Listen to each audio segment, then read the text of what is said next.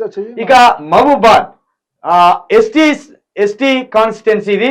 ఈ ST constituency లో మాలోతు కవిత BRS నుండి బరిలో ఉన్నారు. బలరాం నాయక్ కాంగ్రెస్ నుండి బరిలో ఉన్నారు. సీతారాం నాయక్ ఈయన బీజేపీ నుండి ఉన్నాడు. ఈ సీతారాం నాయక్ ఇంతకు ముందు బీఆర్ఎస్ నుండి ఉన్నాడు.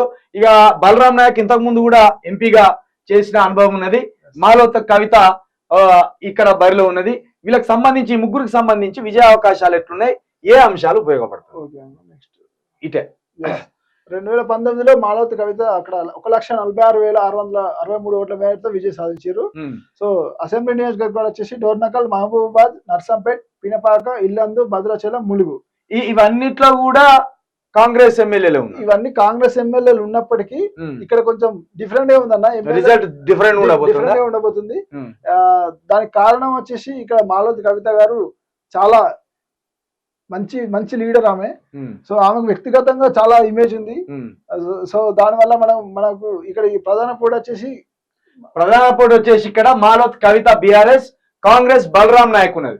గతంలో బలరాం నాయక్ చేసిండు, ఇది మన వైఎస్ రాజశేఖర రెడ్డి ఉన్నప్పుడు ఎంపీగా చేసిండు. వీళ్ళిద్దరి మధ్యనే ప్రధాన పోటీ ఉండబోతుంది. అయితే ఇక్కడ సానుకూలత మాలోత్ కవితకే ఎక్కువ కనబడుతున్నట్టు తెలుస్తుంది కదా. ఇక్కడ మాలోత్ కవితకు విజయ అవకాశాలు ఉన్నట్టు కూడా తెలుస్తున్నది. విజయ అవకాశాలకు కలిసి వచ్చే అంశాలు ఏంటంటే, వ్యక్తిగతంగా బలమున్న నాయకురాలు, ప్రజలకి అందుబాటులో ఉంటది అని ఒక మంచి పేరు ఉండటం, కాంగ్రెస్ పార్టీకి వచ్చిన వ్యతిరేకత. మొన్న ఎప్పుడైతే కేసీఆర్ అక్కడ మీటింగ్ పెట్టిండో ఇక విజయ అవకాశాలు మరింతగా మెరుగైనాయి. ఇక బలరాం నాయక్ పని ఇంతకుముందు చూసిందే, 60 సంవత్సరాలు పైబడ్డ వృద్ధుడే చెప్పొచ్చు. ఆయన 60 సంవత్సరాలు పైబడ్డోడు. ఇక్కడ కవిత కొంత చాకచక్యంగా కొంచెం ఉత్సాహంతో ప్రజల్లో కలిసిపోయే అవకాశం ఎక్కువగా ఉన్నది. మాకు మొన్న రాజ్యసభ ఎంపీగా చేసిన వద్దిరాజు రామచంద్ర కూడా మన మహబూబాబాద్ సంబంధించిన వ్యక్తే. సో ఆయన అది కూడా కొంచెం కలిసి వచ్చే అంశం ఈమె విజయానికి. ప్లస్ వీళ్ళ అక్క మన మాజీ మంత్రి ఎవరు, మన సత్యవతి రాథోడ్ సొంత వీళ్ళంతా ఒకటే కుటుంబం చెందిన వాళ్ళు. సో ఈమె వ్యక్తిగతంగా కూడా చాలా మంచి పాపులర్ లీడర్ అన్న. ఇప్పుడు మన మెదక్ అయితే టీఆర్ఎస్ కి ఎట్లయితే గెలిచే అవకాశం ఉండేదో, సెకండ్ పొజిషన్ ఏదంటే మహబూబాబాద్ 100% టీఆర్ఎస్ గెలవబోతే సెకండ్ బీఆర్ఎస్ గెలవబోయే స్థానం. ఓకే రైట్, ఇక్కడ బీఆర్ఎస్ విన్నింగ్ అవకాశాలు ఉన్నట్టు కూడా తెలుస్తుంది. చలో నెక్స్ట్ ఇక మహబూబ్ నగర్, ఇది జనరల్ స్థానం. ఈ జనరల్ స్థానానికి వచ్చేసి ముగ్గురు అభ్యర్థులు ఉన్నారు. ఇక్కడ మన్నె శ్రీనివాస్ రెడ్డి బీఆర్ఎస్ నుండి ఉన్నాడు, చల్లా వంశీచంద్ర రెడ్డి కాంగ్రెస్ నుండి ఉన్నాడు, ఇక్కడ డికే అరుణ ఇక్కడ బీజేపీ నుండి ఉన్నది. ఇక్కడ డికే అరుణ గతంలో కాంగ్రెస్ నుండి ఉండే, వంశీచంద్ర రెడ్డి కూడా మొదటి నుండి కాంగ్రెస్ లో ఉన్నాడు. మారిన రాజకీయ పరిస్థితుల వల్ల వీడలేని పరిస్థితుల్లో కాంగ్రెస్ జీన్స్ కలిగిన డికే అరుణ బీజేపీకి పోవాల్సి వచ్చింది. నిజానికి ఆమె అణువు, ఆమె హృదయము, ఆమె జీన్స్ మొత్తం కాంగ్రెసే, కానీ తప్పలేదు, బీజేపీకి పోవాల్సిన పరిస్థితి వచ్చింది. ఇక రేవంత్ రెడ్డి అంటే ఈమెకు అసలు పడదు ఈమెకు రేవంత్ రెడ్డి. దానివల్ల కాంగ్రెస్ అధికారంలోకి వచ్చినా ఆమె బీజేపీలోనే ఉన్నది తప్పించి కాంగ్రెస్ కు రాలేదు.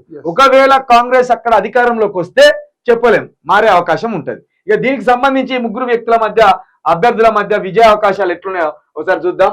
ఇక మహబూబ్ నగర్ లో 2019లో 77,829 ఓట్ల మెజార్టీతో మన్నె శ్రీనివాస్ రెడ్డి ఎంపీగా విజయం సాధించారు. ఇక అప్పుడు ఇవన్నీ కూడా అప్పుడు బీఆర్ఎస్ ఎమ్మెల్యే అభ్యర్థులే కాబట్టి కొడంగల్ ఎవరు ఇప్పుడు ముఖ్యమంత్రి అభ్యర్థి, ముఖ్యమంత్రి ఉన్న మన గుంపు మేస్త్రి గారు కొడంగల్ నుండి అప్పుడు చిత్తు ఓడిపోయాడు. ఇక నారాయణపేట, మహబూబ్ నగర్, జడ్చెల్ల, దేవరకొండ, మక్తాలు, షాద్ నగర్, ఇక్కడ కొడంగల్ ప్రజలు దానితే అక్కడ వచ్చి మల్కాజ్గిరిలో పడ్డాడు ఎవరు, మన రేవంత్ రెడ్డి గారు. అయితే ఇప్పుడు ఇక్కడ టఫ్ కాంపిటీషన్ ఉన్నది. ఇక్కడ మహబూబ్ నగర్ లో ఇక బీఆర్ఎస్ పార్టీ అధికారం కోల్పోయింది కాబట్టి అక్కడ ఎంపీ అభ్యర్థి ఉన్న ఆయన కూడా మన్నె శ్రీనివాస్ రెడ్డికి కూడా బరిలో లేడు, ఛాన్సులు లేవు, ఆయన థర్డ్ ప్లేస్కి వెళ్ళిపోయిండు. ఇక్కడ విజయ అవకాశాలు చల్లా వంశీచంద్ర రెడ్డి కాంగ్రెస్, అదే విధంగా డికే అరుణ ఇద్దరి మధ్య ఉన్నది. ఇక్కడ విన్నింగ్ అవకాశం ఎవరికి ఉన్నది? ఇక్కడ విన్నింగ్ అవకాశం వచ్చేసి చల్లా వంశీచంద్ర రెడ్డికే ఉందా? కాంగ్రెస్ కే ఉందన్న. డీకే అరుణ ఇక్కడ పోటీ ఇచ్చినప్పటికీ కొంచెం కాంగ్రెస్ ఎమ్మెల్యేలు చాలా మంది మొత్తం కాంగ్రెస్ ఎమ్మెల్యేలు ఉండడం వల్ల ప్లస్ మన ముఖ్యమంత్రి నియోజకవర్గం వల్ల కొంచెం ఆ ప్రెస్టేజ్ అనేది కోడంగల్ ఆయన నియోజకవర్గం కాబట్టి కొంచెం ప్రెషర్ ఎక్కువ ఉండి డీకే అన్న సెకండ్ ప్లేస్ లో ఉండిపోతుంది. అయితే ఇక్కడ ముఖ్యమంత్రి నియోజకవర్గం కావడము వంశీచంద్ రెడ్డికి కలిసి వచ్చే అవకాశం. ఇంకోటి గతంలో ఓడిపోవడం 2019లో ఈయన థర్డ్ ప్లేస్ లో ఉన్నాడు. కాబట్టి డీకే అన్న సెకండ్ ప్లేస్ లో ఉండే, ఈయన థర్డ్ ప్లేస్ లో ఉన్నాడు. అది కూడా ఈయన కొంచెం కలిసి వచ్చే అంశం. ప్లస్ ముఖ్యమంత్రి నియోజకవర్గం అనేది కొంచెం ఇంకా ఆయనకు బాగా కలిసి వచ్చే అంశం. ఇక ఇక్కడ కాంగ్రెస్ విజయ అవకాశాలే అధికంగా ఉన్నాయి. ఇక్కడ చల్లా వంశీచంద్ రెడ్డి విజయం సాధించబోతున్నట్టు కూడా మనకు అర్థమవుతుంది.